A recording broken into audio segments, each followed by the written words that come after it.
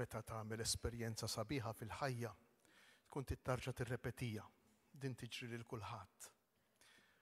U meta Fader Ramon talab nistaqsini qal li tiġi tqaddes fil-ġranet li l-kurċifiss se jkun espost fil-Knisja tagħna, jiena biex bħalli kieku inkompli ntawwa l-esperjenza li għexna Għawdex fil-bidu tar-Randan, fl-ewwel ħadd tar-Randan, mill-ewwel qed lu iva. Imma x'għandu fih dan il-kurċifiss illi jattira jiġbed lejh daqshekk nies. L-ewwel qabel kollox m'għandniex għalfejn inħasstu għax l-istess kelma talla tgħidulna meta nkun merfuħ maqtuħ mill-art niġbed lil kulħadd lejja. Wieħed pittur mill-Veneto ġie mitlub biex jagħmel il-pittura tal-glorja tal-ġenna, xemm fil-ġenna. U dan għamel lill-Alla l-Missier, l-Iben, l-Ispiritu Santu, Trinità, il-Madonna, il-Qaddisin kollha, l-Anġli kollha, l-glorja tal-ġenna. Pittura sabiħa kbira ħafna, imbagħad f'kantuniera minnhom, propju kantuniera ċkejkna minnhom għamel kurċifiss salib lil Ġesu msallab.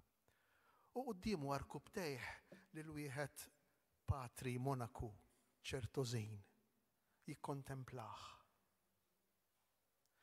Interessanti ħafna din il-pittura għaliex għax dan il-pittur mill-Veneto jrid jgħidilna li l-glorja tal-ġenna nistgħu illum nikkontemplawha f'Ġesu msallab. Mod speċjali f'din ix-xbija hekk għażiża meqjuma f'din il-Knisja. Għaliex? Għaliex nistgħu nikkontemplaw il-glorja tal-ġenna f'Ġesu msallab. U forsi allura minħabba f'hekk Ġesu jiġbed tant nies.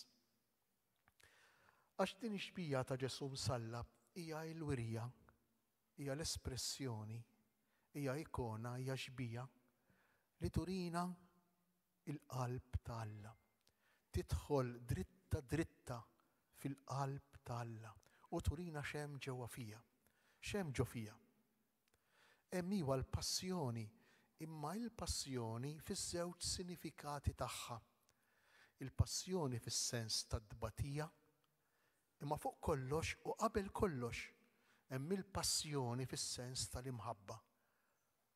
Aħna biex niddeskrivu l-imħabba ta' bejn żewġ maħbubin ngħidu ippassjonati, imħabba passjonali, mitlu fejn f'xulxejn. U taħt dik ix-xbija kollha dmija, taħt Ġesu imdendel ma' salib u mejjed hemm propju din il-passjoni, din l-imħabba ippassjonata ta' Alla għal kull wieħed u kull waħda minna. Tgħiduli allura d-dbatija tagħna fejn tidħol, fejn tiġi hawnhekk f'dan id-diskors kollu. Meta nħarsu lejn Ġesu msallab, aħna nilmħu iż-żewġ aspetti profondi tal-umanità tagħna. Ġesu msallab huwa dak illi ifakkarna jidħol fil-ferita ta' kull wieħed u kull waħda minna. Dik il-ferita l-iktar li ddemma bħalissa. Tista' tkun problema, diffikultà ta' saħħa, tista' tkun problema ta' relazzjoni, tista' tkun diffikultà mal-uliet, jew mal-ġenituri, jew mal-aħwa. Kull wieħed u kull waħda minna għandu il-pjagi tiegħu, għandu il-feriti tiegħu. Imma dawk il-pjagi, meta aħna nħarsu lejn Ġesu, ma jġelunix biss dawk il-pjagi. Inħossu li Ġesu huwa wieħed minna u wieħed bħalna. Ma dawk il-pjagi tagħna meta nħarsu lejn Ġesu nistgħu aħna wkoll bil-qawwa u bl-għajnuna tiegħu jinbidlu fi strument ta' mħabba kif kienu għalih. Jekk kient qed tbati għax tifla ma tkellmekx, hija tbatija tal-imħabba. Jekk kient qed tbati għax għandek problema diffikultà ta' mart u qed tibża li ħatħalli warajk nies li huma bżonnok, hija tbatija tal-imħabba. Jekk kint qed tbati għax tifla minn tiegħek ma baqgħux f'relazzjoni flimkien, relazzjoni ta' żwieġ. hija tbatija tal-imħabba. Interessanti ħafna kif Ġesu għandu l-kapaċità li jurina l-wiċċ ieħor ta' tbatija tagħna. Id-tbatija tagħna mhix biss falliment, mhix biss frustrazzjoni, mhux biss sens ta' impotenza, ma nafx nista' nagħmel iktar, imma t-tbatija tagħna ħafna drabi is-sinjal tal-imħabba. U quddiem Ġesu aħna wkoll jiġrilna bħalma ġralu l-poplu ludi fid-deżert. Jgħidilna l-ktieb tal-Levitiku li qrajna minnu li meta l-poplu kien fid-deżert beda jgerger. Għaliex? Għax kien ibati fid-deżert. U aħna x'tagħmilna tbatija? Id-tbatija rridu ma rridux kultant, anke jekk nippruvaw nagħmlu l-ħila kollha tagħna. Imma tbatija tibbuttana biex ingergru. Tibbuttana biex ingergru. U interessanti ħafna għaliex Alla jgħid il-Mosè ejdilhom iħarsu lejn is-serb tal-bronż li inti se terfa', li inti se tagħmel fuq arblu u jfiequ. Ejduli intom jekk id-gergejr li ġej mid-tbatija tagħna, aħna u nħarsu lejn Ġesu imsallab, aħna u nħarsu lejn Ġesu kurċifiss, jekk dan id-gergejr jonqox fl-intensità tiegħu. Ejduli intom jekk meta nħarsu lejn Ġesu l-istess siben ta' Alla, kull wieħed u kull waħda minna, għandniex il-kapaċità li nduru lejn Alla l-Missier u nirribellaw kontrih. Jekk l-istess sibnu, saħansitra l-istess sibnu, sofra bata din id-tbatija li hawn qudiemna.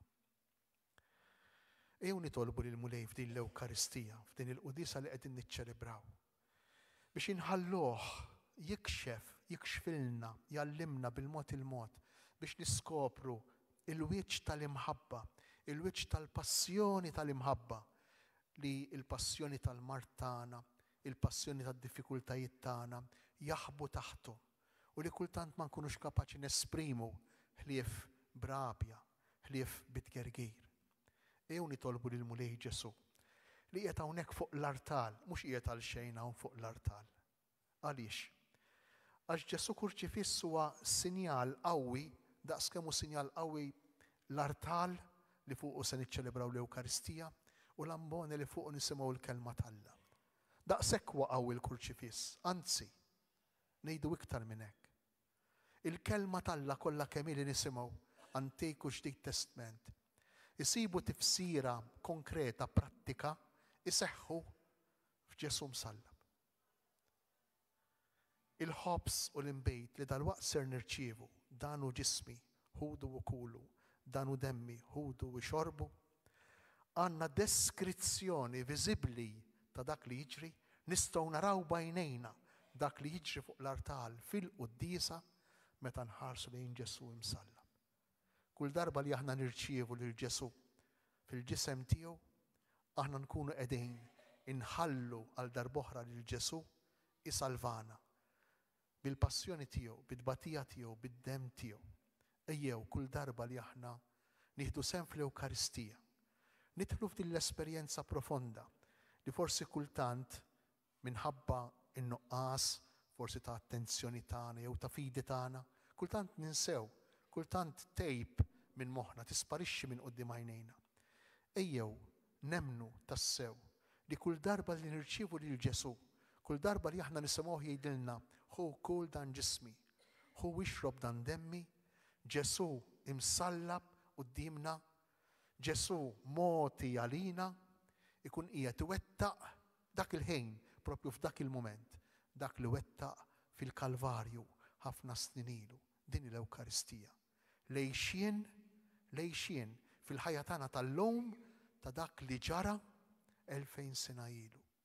Mulej Ġesu, int li inti msallab, int li inti tbatija, int li inti espressjoni tal-uġieħ tal-bniedem, int li l-qajt fuqek saħansitra il-prepotenza, l-aggressività, ir-rabja tagħna, mingħajr ma rribellajt, mingħajr ma rreaġixxejt, mingħajr ma sawwat lura, anzi, il-qajt kollox bimħabba u b'maħfra. Atina lilna l-koll li jidbatija tagħna issejr titrasforma ruħha mal-ġisem bħal-ġisem u d-dem tiegħek fl-Ewkaristija jitrasformaw ruħhom biex aħna wkoll insiru Ewkaristija. Aħna wkoll insiru ratt ta' ħajr lil Alla l-Missier għall-ħajja tagħna dak kollu li jagħmel magħna.